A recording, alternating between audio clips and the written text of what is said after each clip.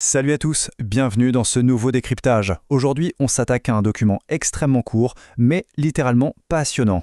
On a mis la main sur un simple rapport d'incident, un texte rédigé par un stagiaire chez Transport Cédumas, et honnêtement, derrière ces quelques lignes, c'est toute une radiographie du monde du travail, de la sécurité et même de la psychologie de l'apprentissage qu'on découvre. C'est vraiment le cas d'école parfait pour comprendre comment un accident arrive et surtout comment il est perçu par la personne qui le subit. Alors on va décortiquer tout ça ensemble pour comprendre la mécanique exacte de cette erreur.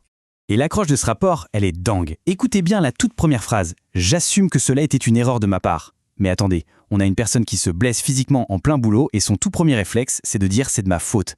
On voit ça tellement souvent, non? Un jeune travailleur ou un stagiaire qui prend instantanément le blâme pour un truc qui a tout l'air d'être un problème purement systémique. Du coup, ça pose tout de suite le décor. Pourquoi ce stagiaire se sent-il l'unique responsable de ce qui lui est arrivé? C'est exactement l'énigme qu'on va essayer de résoudre. Alors pour bien comprendre, reprenons depuis le début. Le contexte du stage et le fameux décor physique. Bon, plongeons-nous là-dedans. L'action se passe à Rion, dans les locaux de Transport Cédumas. On est dans l'univers impitoyable de la logistique et du transport de marchandises. Oubliez la petite vie de bureau bien tranquille. On parle d'entrepôt, de quai de chargement et d'une pression constante. Le quotidien du stagiaire, c'est une boucle incessante en 3 étapes. On décharge les camions qui arrivent, on trie la montagne de colis et on recharge le tout pour que ça parte en tournée de livraison. C'est une vraie chorégraphie industrielle. Si une seule étape prend le moindre retard, c'est toute la chaîne qui déraille. Le stagiaire est donc sous une pression temporelle énorme pour maintenir la cadence. Gardez bien ce rythme en tête, c'est super important pour la suite. Ce qui nous amène à notre deuxième point clé, l'incident en lui-même et les conditions réelles à l'intérieur du camion. C'est précisément là que les choses dérapent.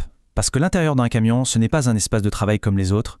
C'est exigu, c'est souvent mal éclairé, et c'est là qu'on franchit un seuil critique, la barre des 20 kilos. Le stagiaire mentionne clairement qu'il devait manipuler des colis dépassant ce poids.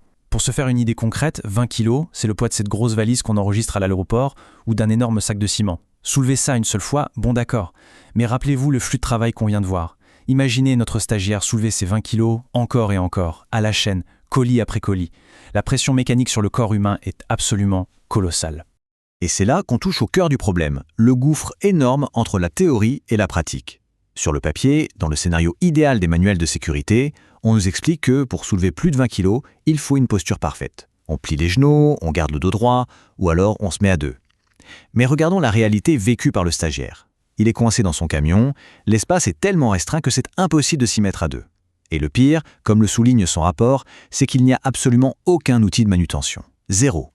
Les transmanettes ne rentrent tout simplement pas dans le fond du véhicule. Honnêtement, c'est la recette parfaite pour un désastre ergonomique.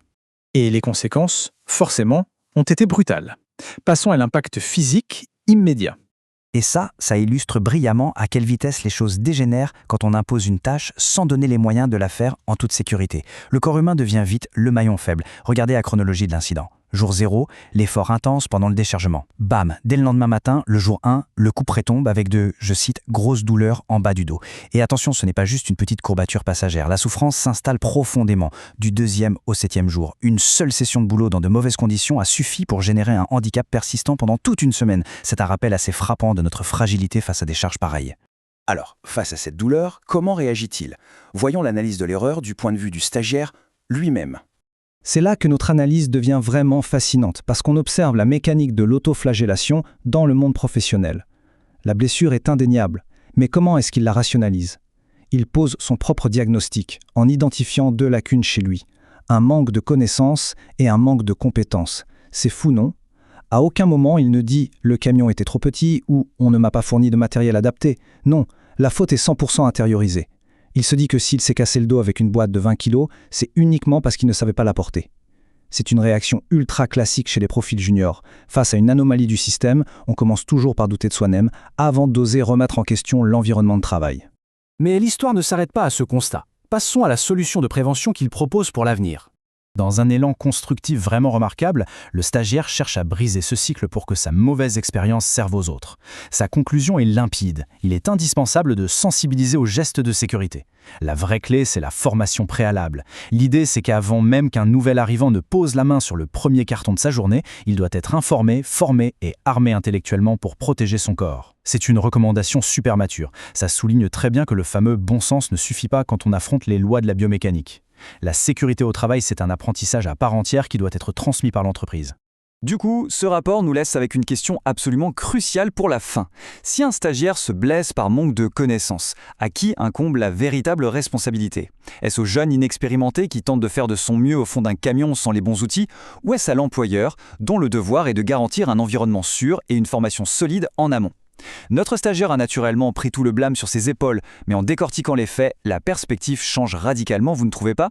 Gardez bien cette réflexion en tête la prochaine fois qu'on vous parlera d'une soi-disant erreur humaine. Merci d'avoir suivi cette analyse avec nous, et à très vite pour un nouveau décryptage.